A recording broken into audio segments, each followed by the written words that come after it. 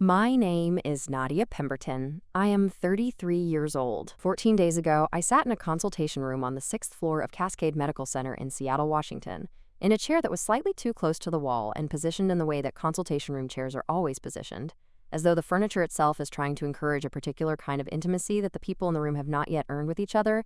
And I listened to a transplant coordinator named Dr. Alicia Marsh explain the living kidney donation evaluation process, while my mother kept her hands folded in her lap and my father looked at a point approximately 6 inches above my head with the expression of a man who has decided that the ceiling is a more manageable subject. That my parents had not spoken to me in 512 days before the phone call that brought us to this room. Not a birthday message, not a forwarded photograph, not a text at Christmas or a card at Easter, or a single syllable in any medium across 17 months. The silence had been so complete and so sustained that I had begun to understand it not as an absence, but as a presence, a permanent fixture of my daily life, the way a missing tooth is a presence rather than an absence, because your tongue finds the gap every single day without meaning to.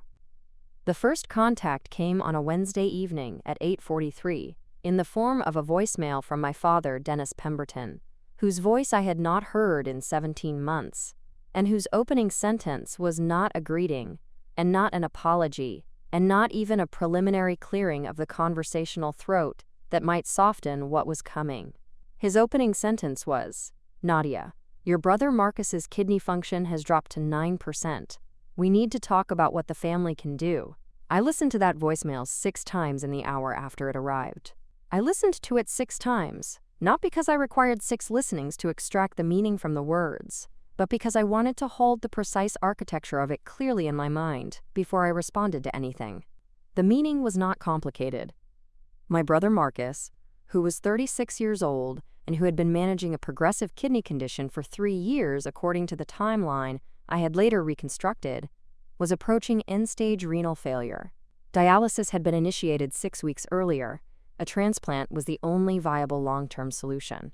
And I, as Marcus's closest biological relative who was not my father, who had been excluded from cardiovascular surgery candidacy due to a heart arrhythmia identified in his initial evaluation, and not my mother, who had been excluded from donation candidacy due to her own significantly reduced kidney function that I did not know about until I was told in this consultation room, was the most viable remaining candidate for a living donor match. What my parents did not know, what Marcus did not know, what none of them had apparently thought to investigate in the 17 months of silence they had maintained while I was living my life in Seattle and they were living theirs in Boise, Idaho, was that I had spent the 4 years since the inheritance theft not simply surviving what had been done to me, but documenting it, litigating it, recovering from it, and building around the wound of it with the specific and deliberate care of a person who has decided that what was taken from her will be accounted for in full before she decides what she owes anyone going forward. This is that story. And I need to take you all the way back to my grandmother because this story starts with her.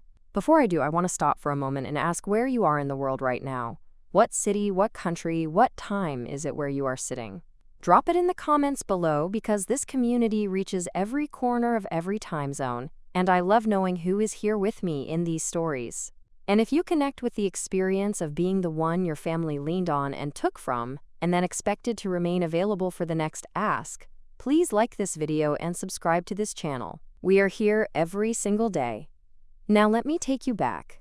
My grandmother, Rosalind Jean Pemberton, was 79 years old when she died in the late spring of 5 years ago, and she was the kind of woman who arranged her life around a principle so clearly and so consistently that by the time you were old enough to name the principle, you had already been shaped by it for years without realizing the shaping was happening. The principle was this: money is not love, but money is information. The choices a person makes with money, the way they give it and withhold it and promise it and redirect it, tells you something about them that their words cannot always be trusted to tell you. My grandmother said this to me when I was 22, in the kitchen of her house in Coeur d'Alene, Idaho, while she was making the beef stew that I have associated with every visit I ever made to her since I was 5 years old. She said it without fanfare, the way she said most things, as though the observation was simply available in the kitchen for anyone who wanted it. I took it and I kept it, and I have carried it for 11 years, and it has been correct every time I have applied it.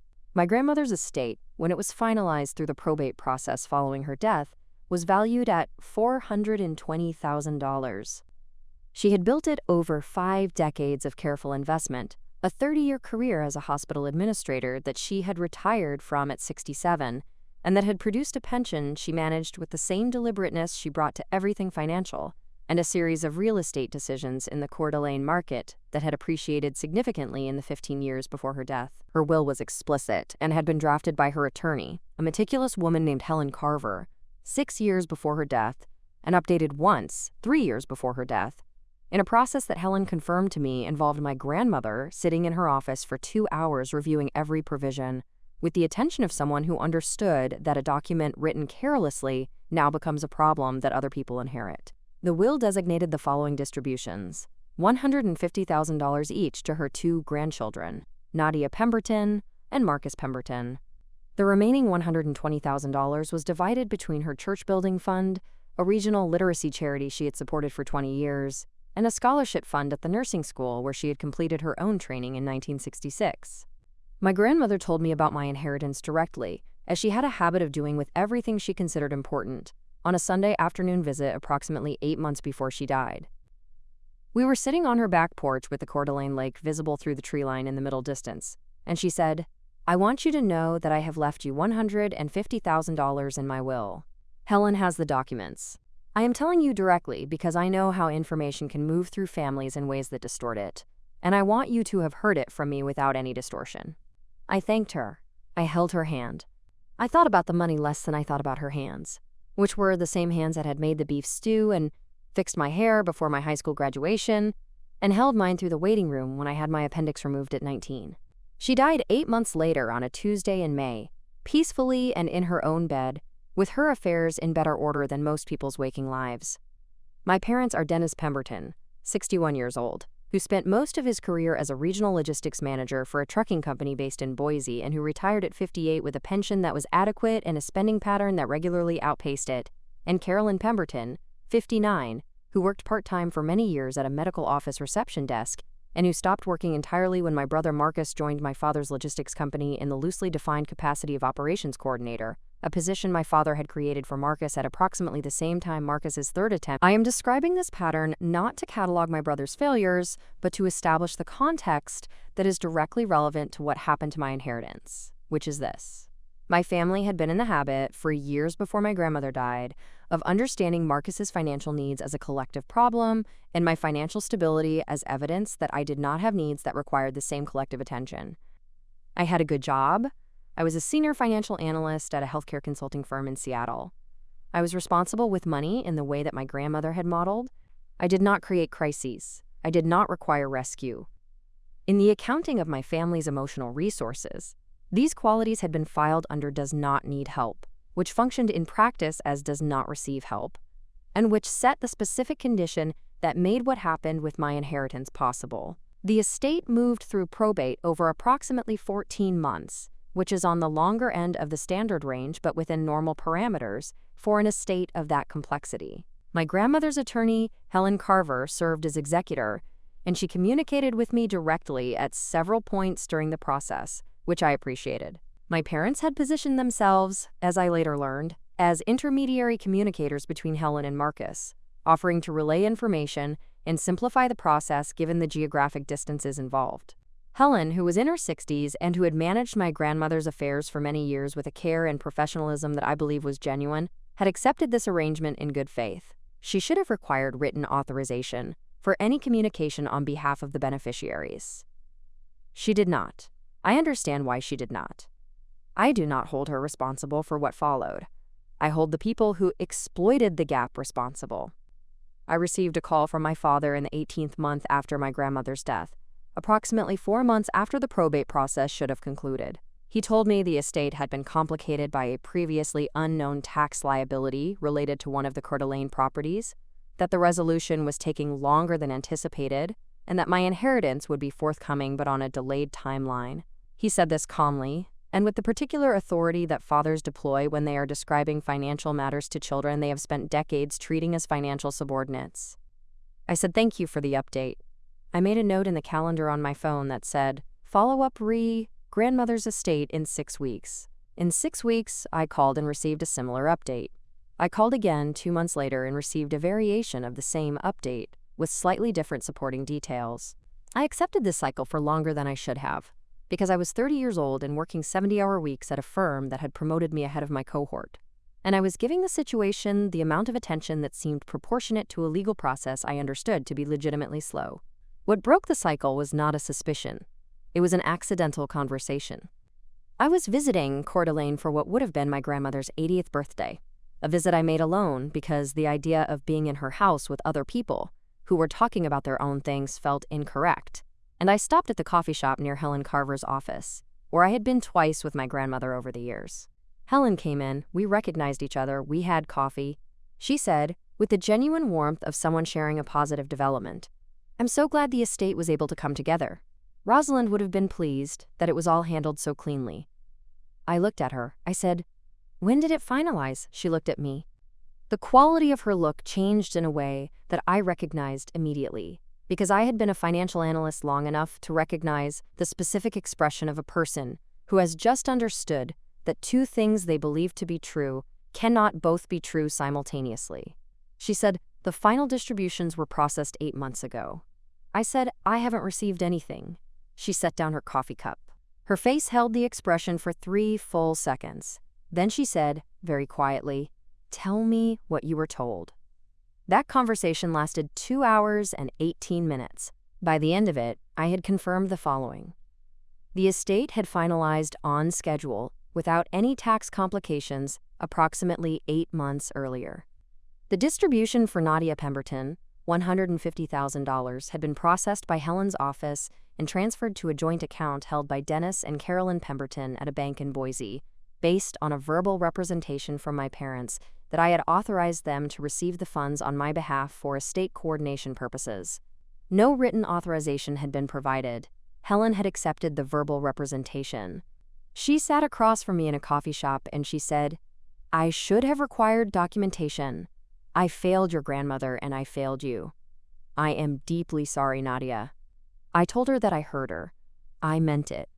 Her failure was real, and her remorse was real, and neither of those things was the most important thing in the room. The most important thing in the room was that $150,000 of my grandmother's money was in my parents' account without my knowledge or my consent. I drove from Coeur d'Alene to Seattle that evening, 6 hours on the highway, with the particular company of a person who has just learned something enormous and who is in the specific state that lies between receiving the information and deciding what to do with it, which is a state of absolute clarity where everything is very still and very bright and very specific. I stopped once for gas and a bottle of water. I arrived at my apartment at 2:15 in the morning. I sat at my kitchen table and I opened my laptop and I looked at the accounting spreadsheet I maintain for my personal finances, a habit I have kept since my grandmother taught me to keep it when I was 23, and I added a new line. The line said, "Rosalind Pemberton estate distribution, $150,000, status, diverted, date, 8 months prior, account, parents, joint account, Boise, Idaho." Then, I closed the laptop and I went to bed, because I had learned from my grandmother and from a decade of financial work that the decisions you make in the middle of the night after receiving devastating information are not the decisions that serve you, and that 8 hours of sleep is not avoidance, but preparation. I called my attorney the following morning. Her name is Janet Osei. She has been my legal counsel for 5 years, and she has a quality of stillness in the face of complex situations that I have always found both professionally reassuring and personally instructive. I told her what I had learned. She listened without interrupting for 11 minutes. When I finished, she said, "What documentation do you currently have access to, and what additional documentation do you need?" I said, "I have Helen Carver's verbal account and her willingness to provide a written statement. I need the full probate record, the distribution records from the estate account, and the bank records showing where the transfer went." Janet said, "Give me 48 hours. In 48 hours, she had the full probate filing, the distribution records, and a certified statement from Helen Carver describing exactly what she had been told and by whom and when. She also had, through preliminary inquiry, a connection to a forensic accountant named Robert Talley, who specialized in estate fraud and who agreed to review the materials within the week. Robert Talley's report, which arrived 22 days after my kitchen table late night, was 58 pages long and documented with the specific density of a person who has spent 30 years making financial evidence impossible to argue with. His findings were as follows. $150,000 had been transferred from the Rosalind Pemberton estate account to a joint checking account held by Dennis and Carolyn Pemberton at First Mountain Bank in Boise 8 months prior to our conversation. In the 9 months following that transfer, the following expenditures had been made from that account and from a credit card in my father's name that appeared to have been partially serviced by the transferred funds. A 15-day private villa rental in Tuscany, Italy for 4 people, booked through a luxury travel concierge at a cost of $31,800. 2 business-class round-trip flights from Boise to Rome for Marcus Pemberton and his then-girlfriend, $7,460. A safari experience in Kenya for the same 2 people, $23,200, including flights, lodge accommodation, and a private guide service. A week at a resort in the Maldives, $18,600. The professional photography session in Rome producing a commissioned photo book, $4,080. Miscellaneous luxury dining, clothing, spa, and activity expenditures traceable to the travel periods totaling approximately $29,000. Additional transfers to Marcus Pemberton's personal account, approximately $18,000 across 5 separate transactions, described in the memo lines as family support. The total traceable expenditure from the diverted funds was $131,140. The remaining $18,860 had been absorbed into general household expenses and could not be individually attributed with the same specificity, though the pattern of spending in the relevant period was clearly inconsistent with my parents' baseline financial behavior in the preceding years. Marcus had posted extensively on his social media accounts throughout each of the travel experiences. I had seen these posts at the time and understood them as the product of Marcus's lifestyle choices, supplemented perhaps by family support, without knowing the specific source. Robert's report cross-referenced 27 of Marcus's social media posts, with the corresponding financial transactions in the account records. The Tuscany villa rental matched a photograph of Marcus standing on a stone terrace with a vineyard in the background, captioned "Family Blessing," and captioned "On the day the rental payment cleared." The Kenya safari matched a post captioned "Once in a lifetime." The Maldives resort matched a post captioned "Gratitude, full stop," which I found, given everything, the most specific and telling caption of all. Before I tell you about the legal process that followed, I want to stop and speak directly to you, because I know that some of you watching this right now are living in a version of this experience. It may not be $150,000. It may be a smaller number or a different kind of thing. A resource redirected, an opportunity denied, an inheritance reframed as a family asset and redistributed according to someone else's priorities, while you were told to be patient and wait. If you are in that experience right now, I want you to drop a comment below. I want you to tell me you are here, because you are not alone in it, and this channel exists specifically for the experience of being the person your family takes from, and then expects to remain available for whatever comes next. Subscribe if this is landing somewhere real for you. We are here every single day. Now let me tell you what happened when I called my parents. I gave them the opportunity to respond before Janet filed anything. This was not generosity in the traditional sense. It was the thing my grandmother would have expected of me, which was to give people the chance to be honest before compelling them to be through a process that removes the choice. I called my father on a Thursday evening, and I told him what I knew. I walked him through the timeline, Helen's statement, Robert's report, the traceable expenditures, the social media posts cross-referenced against the transaction dates. I kept my voice level throughout. My father was silent for 40 seconds after I finished. 40 seconds is a very long silence on a phone call. I counted them. Then he said, "Nadia, your grandmother always wanted this family to have experiences together. She talked about wanting us to travel." I said, "Grandma's will designated $150,000 to me, by name, individually, not to the family, not to experiences, to me. I have the document." He said, "Things were tight. Marcus needed this. You were doing well." I said, "You took my inheritance without my authorization and spent it on your son's luxury vacation in 4 countries and told me the estate was delayed by tax complications that did not exist." He said, "You make it sound criminal." I said, Janet Osei will describe the legal characterization. I'm describing the facts. My mother took the phone at some point in this conversation and said, in a voice that was reaching for the register of wounded dignity, "You have always been the difficult one, Nadia. You have always needed everything to be about you."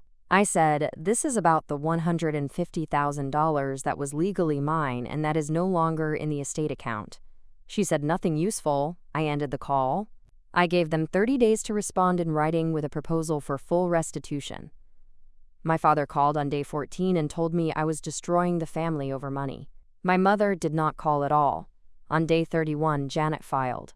The civil suit named both parents as defendants and sought recovery of $150,000 in converted funds, plus legal fees, costs, and prejudgment interest at the Oregon statutory rate. My parents retained a defense attorney in Boise named Carl Wheeler, who sent an initial response letter arguing that the funds had been managed on behalf of the family estate as a whole in accordance with the known wishes of the deceased. It was, as Janet described it to me with the precise understatement she applies to most things, not their strongest available position. The documentation we had was specific and dense and cross-referenced to a degree that left very little room for a credible alternative narrative. The discovery process took 7 months. The settlement conference took place on a Tuesday in October, 14 months after I filed, at Janet's office in a conference room on the 12th floor of a building with good light and a view of the Puget Sound that I remember noticing because the view was so incongruously calm relative to what was happening in the room. My parents appeared in person. My father wore a tie I had seen before at family events, which struck me as an odd observation to be having, but which I noted anyway. My mother's hands were folded on the table in front of her in a way that reminded me, painfully and briefly, of the way her mother's hands had looked in the last hospital visit before she died, and I put that observation away before it could do anything to my resolve. Carl Wheeler made 3 arguments that Janet addressed in sequence with the specific efficiency of someone who is prepared for each of them and is not surprised by any. Then he made an offer. My parents would repay $95,000 over 30 months, secured by a lien on their Boise property. Janet and I had discussed this scenario in advance. The gap between $95,000 and $150,000 represented what Robert Talley's analysis of my parents' financial position had established was the realistic ceiling of their repayment capacity within a manageable timeline, without forcing the sale of the property. Janet had advised me that a secured payment plan at this level was functionally more reliable than a larger judgment against a financial position that might not sustain it. I accepted the terms. I signed the settlement agreement on a Thursday afternoon and drove home and made dinner and felt, for the first time in 14 months of litigation, the specific quiet of a thing that is no longer pending. My parents made the first 11 monthly payments on time. The 12th payment was late by 16 days. The 13th did not arrive. 3 days after the 13th payment was due, I received the voicemail from my father at 8:43 on a Wednesday evening about Marcus's kidneys. I want you to note the precision of that timing. The settlement payment was 13 days overdue. The voicemail about Marcus arrived 3 days after the due date. I do not know whether my father was aware of the precise relationship between those 2 dates. I know that I was aware of it, immediately and completely, which is why I listened to the voicemail 6 times before I decided anything. I called Janet the following morning. I told her about the voicemail. She said, "What do you want to do?" I said, "I want to attend the consultation, and I want the overdue payment notice sent today." She said, "Both done." The overdue payment notice arrived at my parents' attorney's office by end of business that day. The missed payment and the arrears were brought current within 72 hours. I want you to note that timing as well. When Janet's letter arrived, the money arrived in 72 hours. When I was owed a kidney consultation, the consultation was requested. These 2 things arrived in the same week, and their order of arrival and their speed of resolution told me everything I needed to know about the operating logic of my family's relationship to me. The consultation at Cascade Medical Center was on a Monday afternoon, 3 weeks after the voicemail. Dr. Alicia Marsh, the transplant coordinator, is a woman in her early 50s with the specific kind of professional warmth that comes from spending years in a room where every conversation is carrying more weight than the words on the surface of it, and who has clearly developed the capacity to hold that weight without being crushed by it. which I respect enormously. She walked us through the living donor evaluation process in clear sequence: initial blood type compatibility screening, human leukocyte antigen typing, cross-match testing, a comprehensive medical workup covering kidney function, cardiovascular health, blood pressure, and overall surgical candidacy, and a mandatory psychological evaluation which is standard for all potential living donors and which, Dr. Marsh noted with a small and deliberate emphasis while looking at me specifically, exists to ensure that the decision to donate is being made freely, without coercion, and with full understanding of the medical implications. I asked 4 questions during the consultation. I asked about the recovery timeline for the donor. I asked about the long-term implications for donor kidney function. I asked about the psychological evaluation format and timeline. And I asked whether a potential donor who was identified as compatible was under any obligation to proceed. Dr. Marsh answered each question completely and without rushing. To the 4th question, she said, "A compatible donor has no obligation to donate. The decision belongs entirely to the potential donor, and our team will support whatever decision is made." I thanked her. I meant it. My parents said very little during the consultation. My mother said thank you to Dr. Marsh when we left. My father held the door. In the elevator going down, my father said, "Nadia, I know things have been hard between us." I said yes. He said Marcus needs this. I said I know he does. The elevator reached the ground floor. We walked to the parking garage. We said goodbye in the way that people say goodbye when they have not resolved anything, but have reached the end of the immediate shared space. I drove home alone. I want to tell you about the conversation with Marcus, because it is the most complicated part of this story, and it deserves the same honesty I have tried to bring to everything else. Marcus called me on the Thursday after the consultation.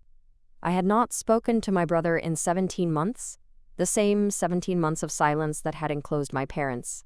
Non-communication, though Marcus's silence had a different character. He had called twice, in the immediate aftermath of the lawsuit being filed, once to tell me I was being unfair, and once to ask whether there was anything he could do to help resolve it.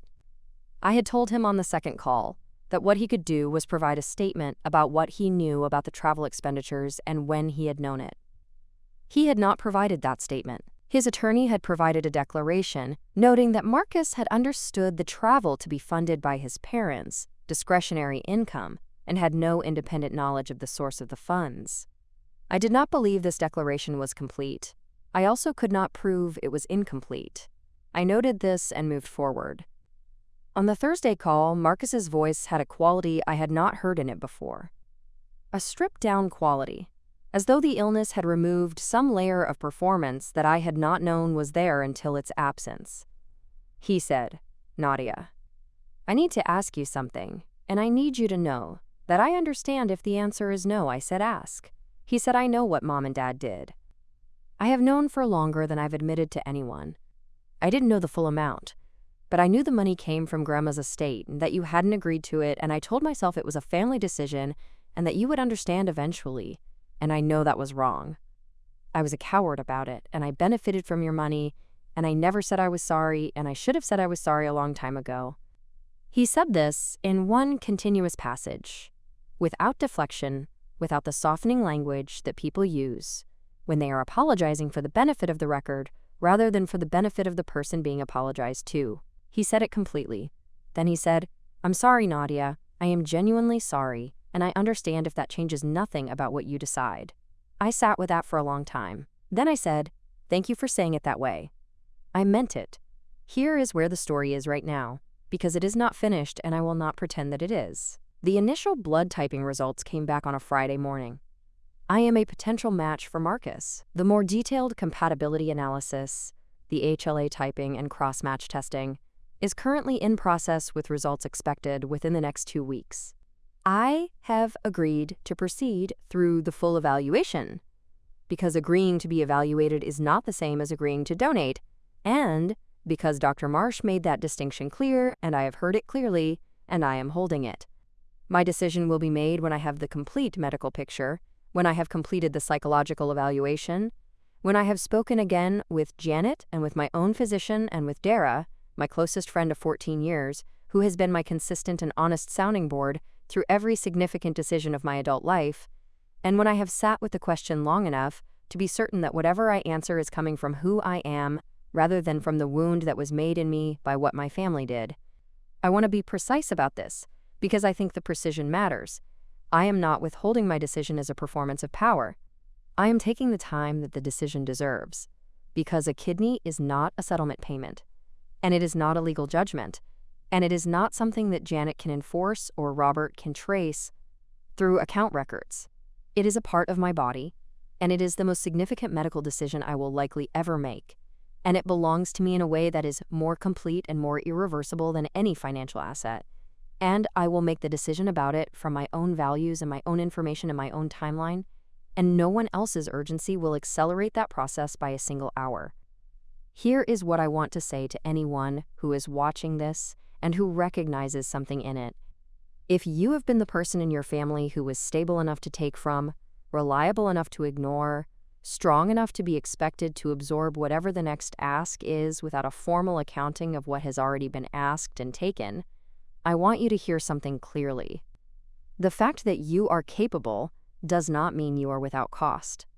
The fact that you have managed things without falling apart does not mean that managing them cost you nothing. The fact that you are still here, still functional, still the person who picks up the phone after 512 days of silence and drives to the consultation and asks the 4 right questions, that is not evidence that you did not need something. That is evidence of what you have built in yourself despite not receiving it.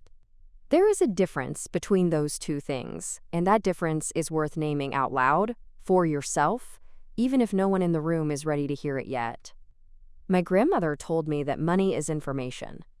What the money in this story told me about my family is specific and fully documented. What I do with that information going forward is my decision, made in my own time from my own values, with the clarity that comes from having spent 4 years ensuring that what was taken was accounted for in full. The settlement payments are current. The lien on the Boise property is active. Janet checks in every month. Robert Talley's report is in a folder that I keep in the same cabinet as my grandmother's will, and Helen Carver's written statement and the social media posts cross-reference to the transaction records, because I have learned that the documents that tell the truth deserve to be kept in a place where the truth is easy to locate. And in a drawer of my nightstand, wrapped in a piece of the tissue paper that my grandmother used to use when she gave gifts, is a letter she wrote me when I turned 25 that ends with the sentence, "You have always known the difference between what people say and what they do, my darling, and that knowledge is the most durable thing I can give you." She was right. She was right about everything. She always was. I want to ask you one question before I close. Have you ever been asked to give something significant by someone who took something significant from you first, without ever naming what they took? What did you do? Tell me in the comments. I am going to read every single one, and I mean that without reservation. Subscribe to this channel if these stories are yours. We are here every day, and we will be here tomorrow with something new, and every story is for the person who needed it. Before I go, I want to say something to this community that I mean with complete sincerity. You are not here by accident. You found this place because something in you recognized something true here, and that recognition is its own form of being seen.